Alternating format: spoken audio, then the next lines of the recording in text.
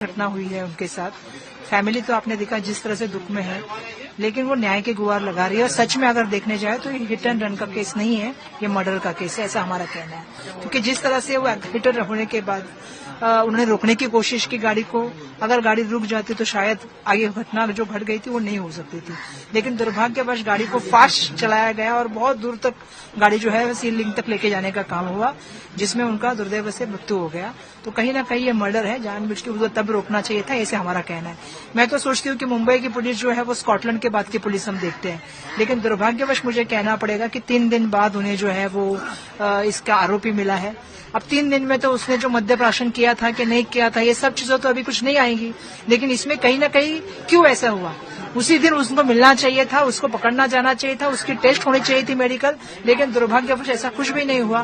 तो कहीं ना कहीं ये पूरी तरह से जो है ये हमको शक पैदा कर रहा है कि इसके पीछे किसका हाथ है।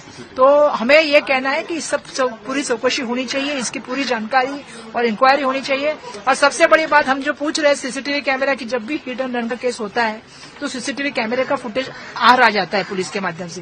पहला ही ऐसा केस है कि इसमें सीसीटीवी फुटेज नहीं आ रहा है, फैमिली को नहीं दिया जा रहा है। जब उनके फैमिली के खुद के हस्बैंड कह रहे हैं, प्रमुख कह रहे हैं कि मेरे सामने ये घटना हुई, तो ऐसे समय में मुझे ऐसा लगता है कि ये केस को हम अभी वही जा रहे हैं, पुलिस स्टेशन में जाके कह रहे हैं कि इस केस को आप बिल्कुल हिट एंड रन तक न सीमित करें, इसको जो है वो मर्डर केस का चार्ज उन पे लगाए, इसका सीसीटीवी फुटेज जो है वो लोगों के सामने आए। मुझे अच्छा लगता है कि वर्ली में सीसीटीवी फुटेज नहीं है, तो ऐसे तो नहीं हो सकता ना। और किसको बचाने के लिए सब ये योजनाएं बनाई गई, ये भी सामने आना चाहिए। घटना हुई है उनके साथ।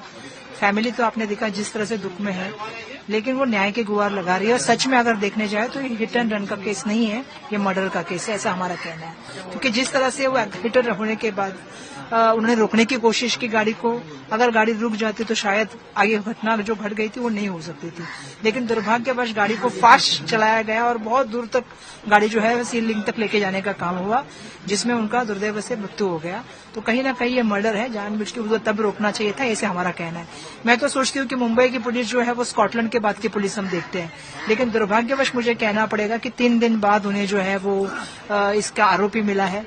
अब 3 दिन में तो उसने जो मद्यप्राशन किया था कि नहीं किया था, ये सब चीजें तो अभी कुछ नहीं आएंगी, लेकिन इसमें कहीं ना कहीं क्यों ऐसा हुआ, उसी दिन उसको मिलना चाहिए था, उसको पकड़ना जाना चाहिए था, उसकी टेस्ट होनी चाहिए थी मेडिकल, लेकिन दुर्भाग्यवश ऐसा कुछ भी नहीं हुआ। तो कहीं ना कहीं ये पूरी तरह से जो है ये हमको शक पैदा कर रहा है कि इसके पीछे किसका हाथ है। तो हमें ये कहना है कि सब पूरी चौकसी होनी चाहिए, इसकी पूरी जानकारी और इंक्वायरी होनी चाहिए। और सबसे बड़ी बात हम जो पूछ रहे हैं सीसीटीवी कैमरा की, जब भी हिट एंड रन का केस होता है तो सीसीटीवी कैमरे का फुटेज आ जाता है पुलिस के माध्यम से। पहला ही ऐसा केस है कि इसमें सीसीटीवी फुटेज नहीं आ रहा है, फैमिली को नहीं दिया जा रहा है। जब उनके फैमिली के खुद के हस्बैंड कह रहे हैं, प्रमुख कह रहे हैं कि मेरे सामने ये घटना हुई, तो ऐसे समय में मुझे ऐसा लगता है कि ये केस को हम अभी वही जा रहे हैं, पुलिस स्टेशन में जाके कह रहे हैं कि इस केस को आप बिल्कुल हिट एंड रन तक न सीमित करें, इसको जो है वो मर्डर केस का चार्ज उन पे लगाए, इसका सीसीटीवी फुटेज जो है वो लोगों के सामने आए। मुझे अच्छा लगता है कि वर्ली में सीसीटीवी फुटेज नहीं है, तो ऐसे तो नहीं हो सकता ना। और किसको बचाने के लिए सब ये योजनाएं बनाई गई, ये भी सामने आना चाहिए।